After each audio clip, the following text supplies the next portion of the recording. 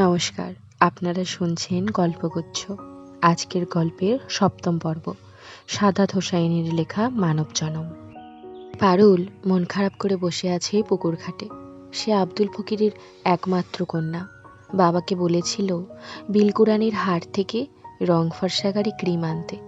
আব্দুল ফকির এনেওছে, কিন্তু তিনি এনেছেন নকল ক্রিম। আসল আর নকল ক্রিমের ফারাক বোঝা অবশ্য সহজ নয়। প্যাকেট, নাম, নকশা সবই প্রায় একরকম, কেবল সামান্য দু একটা অক্ষর এদিক সেদিক। এ কারণে পারুল কাগজে স্পষ্ট অক্ষরে নাম লিখেও দিয়েছিল, বলে দিয়েছিল বারবার। কিন্তু আব্দুল ফকির সেই কাগজ হারিয়ে ফেলেছেন।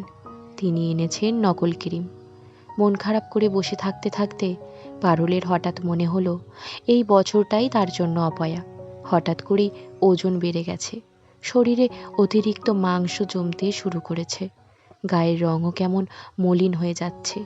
রোজ দুবেলা সাবান স্নো ঘষেও কোনো উন্নতি হচ্ছে না। তার ওপর এবছরই সে মাধ্যমিক পরীক্ষায় ফেল করেছে। পাশ করেছে তার সবচেয়ে প্রিয় বান্ধবী লতা। লতার পাশ নিয়ে যে তার কোনো দুঃখ আছে, বিষয়টা এমন নয়, তার দুঃখ অন্য জায়গায়। পাশ করতে না করতেই লতার একটা প্রেমও হয়ে গেছে। ছেলের নাম আশিক, সে থাকে ঢাকায়, আর লতা তার মামাবাড়ি রায়গঞ্জের কলেজে ভর্তি হয়েছে। রায়গঞ্জ বড় নদী বন্দর, সেখানে ইলেকট্রিসিটি আছে, মোবাইল ফোনের নেটওয়ার্ক আছে। লতা পাশ করার সাথে সাথেই তার মামা তাকে একটা মোবাইল ফোনও কিনে দিয়েছেন। মজার ব্যাপার হচ্ছে, তার প্রেমও হয়েছে সেই ফোনেই। পারুলের দুঃখটা এখানেই। লতারও প্রেম হয়ে গেল, অথচ সে রয়ে গেল একাই। লতার চেয়ে দেখতে ঢের বেশি সুন্দরী সে। ছিপছিপে লম্বা গড়ন তার, গভীর কালো চোখ, গায়ের রং উজ্জ্বল, লম্বা বাঁশির মতো টিকালো নাক। ফলে তার চারপাশে পুরুষ মানুষের অভাব নেই। কিন্তু গাঁয়ের কোনো ছেলেই তার ভালো লাগে না, বরং দেখলেই গা চলে। এর অবশ্য কারণও আছে। সে চায় লতার প্রেমিকের মতো ঠাঁটবাটোয়ালা পুরুদস্তুর শহরে ছেলে।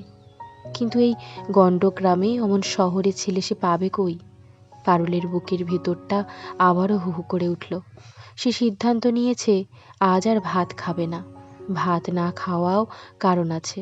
লতার কাছে সে শুনেছে শহুরে ছেলেরা নাকি স্বাস্থ্যবতী মেয়েদের পছন্দ করে না, তারা পছন্দ করে টিনটিনে পাতলা শরীরের মেয়েদের। লতার মোবাইল ফোনে হিন্দি সিনেমার গানের কিছু ভিডিও সে দেখেছে। সেই সব ভিডিওতে গানের নায়িকাগুলো দেখতে যে কি সুন্দর, তাদের দেখার পর থেকেই নিজের শরীর নিয়ে আক্ষেপ হতে শুরু করেছে পারুলের। ইস, সেও যদি আর খানিকটা পাতলা হতে পারত। পারুল তার পা দুখানা ছড়িয়ে রেখেছে স্বচ্ছ জলে। পুকুরের পশ্চিম দিকের টিভিতে এক সারি গাছ, সেই গাছের ফাঁক দিয়ে তেরছাভাবে বিকেলের সোনা রাঙা রোদ এসে পড়েছে তার গায়ে। সেই আলোয় পারুল হঠাৎ খেয়াল করল, দীর্ঘ সময় জলে থাকার কারণে তার পা জোড়া কেমন ফর্সা হয়ে উঠেছে, খানিক ফ্যাকাশেও। কিন্তু ওই অতিরিক্ত ফর্সা রংটুকুর কারণেই তার হঠাৎ মন ভালো হয়ে গেল।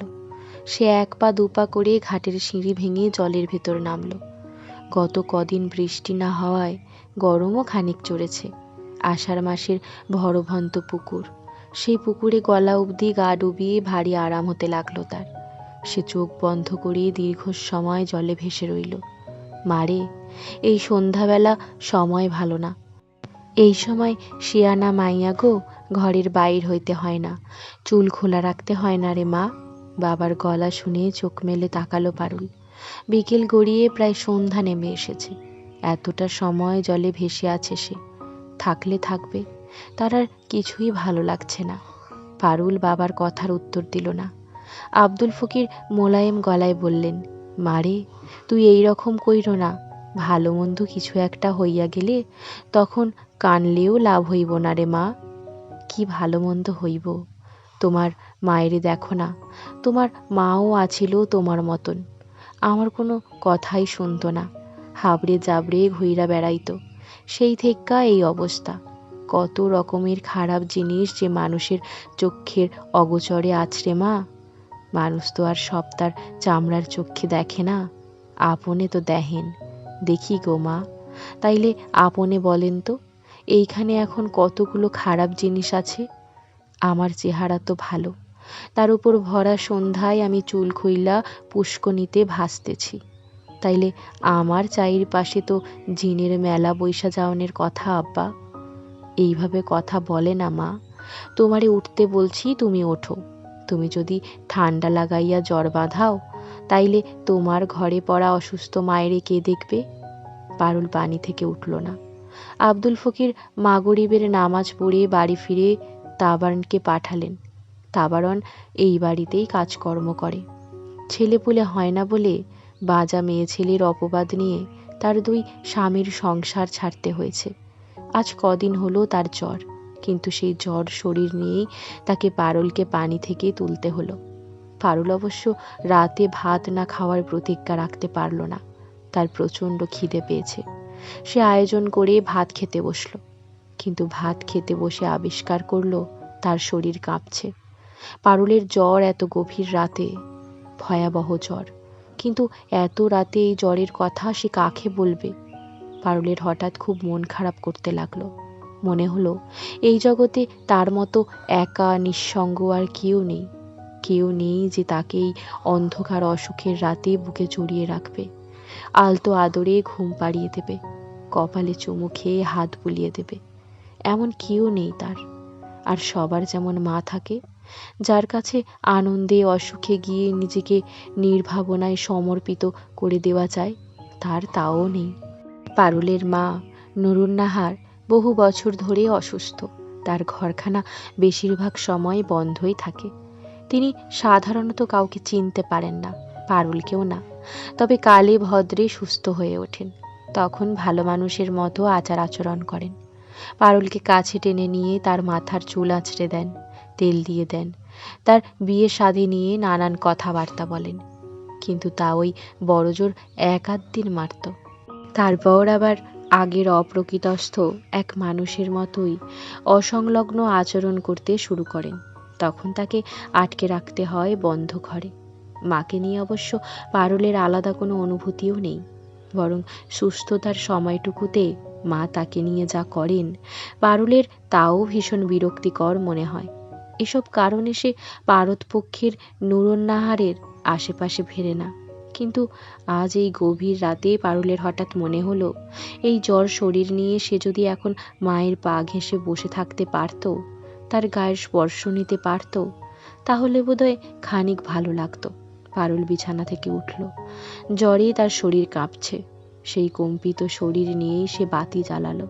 তারপর ঘরের টিনের দেওয়াল ধরে ধরে মায়ের ঘরের সামনে গিয়ে দাঁড়ালো। কিন্তু নুরুন্নাহারের ঘরের দরজায় তালা ঝুলছে। এই তালার চাবি কার কাছে আছে পারুল জানে না, কারণ সে কখনো মায়ের ঘরে আসেনি, তার অবস্থা দেখতেও চায়নি। কিন্তু আজ এই গভীর রাতে তার বুকের ভেতর এক অনাবিষ্কৃত অনুভূতি হঠাৎই তাকে আচ্ছন্ন করে ফেলতে লাগলো। বেশ কিছুক্ষণ চুপচাপ দাঁড়িয়ে রইল সে। তারপর ফিরে আসতে গিয়ে শুনল তার মা কাঁদছেন। এই গভীর গহীন অন্ধকারে একা এক বন্ধ ঘরের ভিতর বসে কাঁদছেন তিনি। তার কান্নার মৃদু গুনগুন শব্দ যেন সূক্ষ্ম সইয়ের ফলার মতন পারুলের বুকের ভেতরটা এফোর ওফোর করে দিতে লাগলো। আরও বেশ কিছুক্ষণ দাঁড়িয়ে রইল পারুল, চুপচাপ নিঃসাড়। তারপর হঠাৎ মায়ের বন্ধ দরজার এপাশে মেঝেতে বসে পড়ল। এই এতটা বছরেও কেন সে কখনো মায়ের কাছে আসেনি, কেন জানতে চায়নি মায়ের কী অসুখ করেছে, কেন তিনি এই গভীর একাকী রাতে এমন নিঃসঙ্গ কান্নায় নিজেকে নিঃশেষ করে দিচ্ছেন।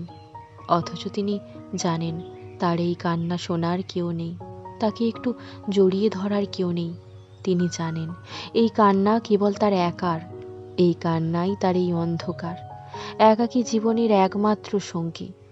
পারুল হঠাৎ আবিষ্কার করল সে কাঁদছে, তার গালে উষ্ণ জলের ছোঁয়া, কিন্তু এই কান্না যেন তার কাছেও অচেনা, এই কান্নার অনুভবও। অথচ আজ বিকেলেও সে রং ফর্সাকারী ক্রিমের জন্য কেঁদেছে। কিন্তু এখন মনে হচ্ছে জগতের সব অশ্রুর রং এক হলেও সব কান্না এক নয়, বরং কিছু কিছু কান্না আর সব কান্নার চেয়ে গভীর, আর সব কান্নার চেয়ে তীব্র।